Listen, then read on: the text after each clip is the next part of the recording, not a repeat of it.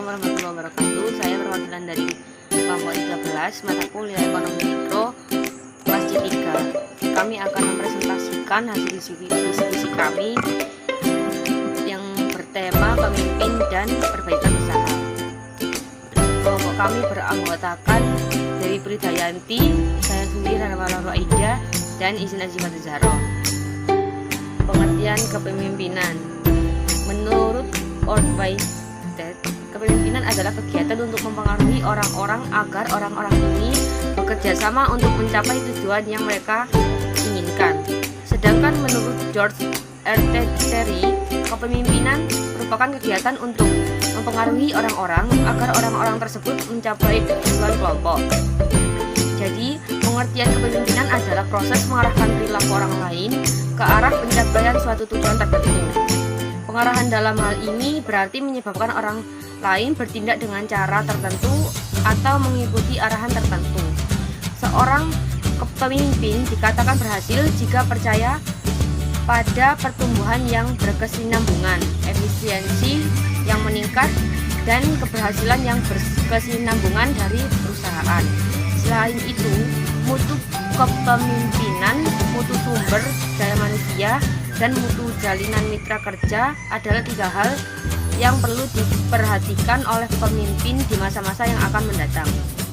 Jenis-jenis kepemimpinan. Jenis-jenis kepemimpinan ada 3. Yang pertama, kepemimpinan transformasional. Kepemimpinan yang transformasional merupakan pemimpin yang membimbing atau memotivasi pengikutnya menuju sasaran yang ditetapkan dengan memperjelas peran atau persyaratan tugas dan mampu menumbuhkan dampak yang dalam pada para pengikutnya. Yang kedua, kepemimpinan karismatik visioner.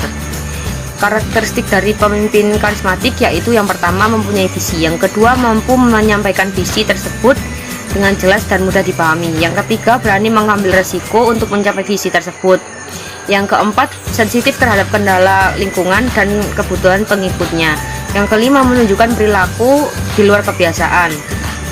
Sedangkan karakteristik dari pemimpin visioner yaitu memiliki kemampuan dalam memperjelas visinya kepada orang lain melalui pidato-pidato yang memukau dan memancing orang-orang untuk bergabung, kemudian memiliki kemampuan mengungkapkan misi, melakukan kemampuan untuk memperluas dan menetapkan visi dalam berbagai konteks yang berbeda-beda. Yang ketiga, kepemimpinan tim.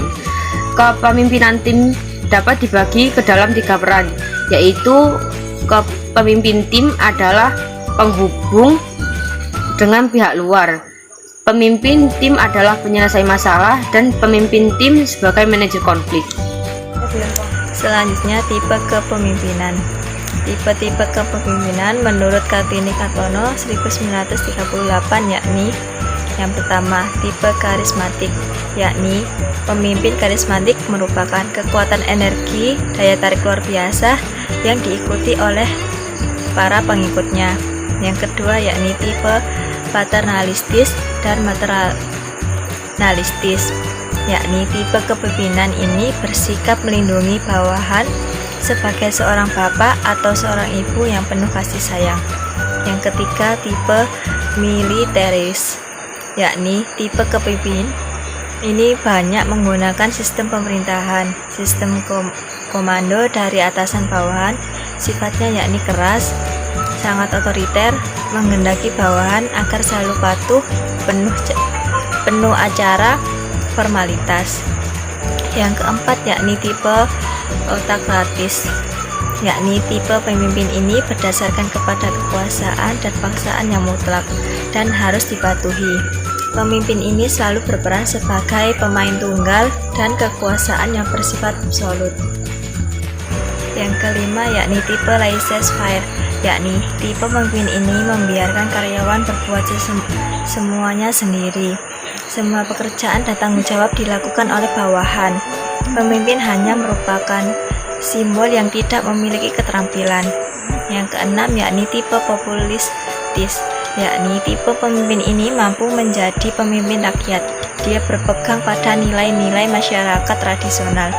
Yang ketujuh, yakni tipe administratif, yakni pemimpin tipe ini merupakan pemimpin yang mampu menyelenggarakan tugas-tugas administrasi secara efektif sehingga diharapkan muncul perkembangan teknis, manajemen modern, dan perkembangan sosial. Yang terakhir, yang nomor 8, yakni tipe demokratis, yakni tipe pemimpin ini berorientasi pada manusia dan memberikan bimbingan pada pengikutnya. Tipe pemimpin ini juga menekankan pada rasa tanggung jawab dan kerjasama yang baik antar karyawan. Selanjutnya yakni tentang karakter kepemimpinan ideal. Terdapat 8 karakter yang termasuk dalam kepemimpinan ideal, antara lain yang pertama yakni cerdas. Kecerdasan didapatkan dari hasil belajar sehingga kaya akan ilmu pengetahuan. Yang kedua yakni bertanggung jawab. Dalam artian bertanggung jawab yakni terdapat dirinya dan juga terdapat anggotanya dalam suatu organisasi. Yang ketiga yakni jujur, sehingga akan mampu untuk terbuka pada anggotanya dalam segala kebijakan yang akan diambil. Yang keempat yakni dapat dipercaya, sehingga akan mampu untuk saling percaya yang memicu untuk lebih maju dan tidak ada kecurigaan. Yang kelima yakni inisiatif, sehingga akan mampu untuk memutuskan segala hal dengan benar. Selanjutnya yaitu nomor 6, konsisten dan tegas. Konsisten dalam artian pemimpin akan mampu menjalankan setiap aturan dan kebijakan. Sedangkan tegas dalam artian pemimpin tidak membebaskan anggotanya juga tidak mengekang. Yang ketujuh, adil, sehingga mampu memperlakukan anggotanya dengan perlakuan yang sama tanpa memilih salah satu anggotanya. 8. Lugas, mampu menjelaskan pemikirannya secara langsung tanpa bertele-tele. Selanjutnya, perbaikan usaha itu sendiri merupakan usaha yang dilakukan manusia untuk mengembalikan nilai dan fungsi dari perusahaan untuk mengeliminasi kesalahan-kesalahan sehingga mampu memberikan keuntungan yang kompetitif dengan meningkatkan proses dan memenuhi permintaan pelanggan sebagai tujuan usaha yang lebih efektif. Selanjutnya, pentingnya kepemimpinan bagi seorang pengusaha. Yang pertama, agar dalam melaksanakan suatu usaha dapat terorganisir dengan baik. Kedua, supaya dapat memimpin dan bertanggung jawab dalam mengurus dan mengelola suatu usaha yang sedang dijalankan. 3. Untuk mengambil keputusan atas apa yang harus dikerjakan untuk kemajuan usaha. Keempat, apabila dalam sebuah usaha tidak adanya seorang pemimpin, maka akan terjadi kekacauan dalam pembagian tugas kepada para karyawan. Yang terakhir, pemimpin merupakan syarat utama dalam berwirausaha. Cukup sekian presentasi dari kami. Wassalamualaikum warahmatullahi wabarakatuh.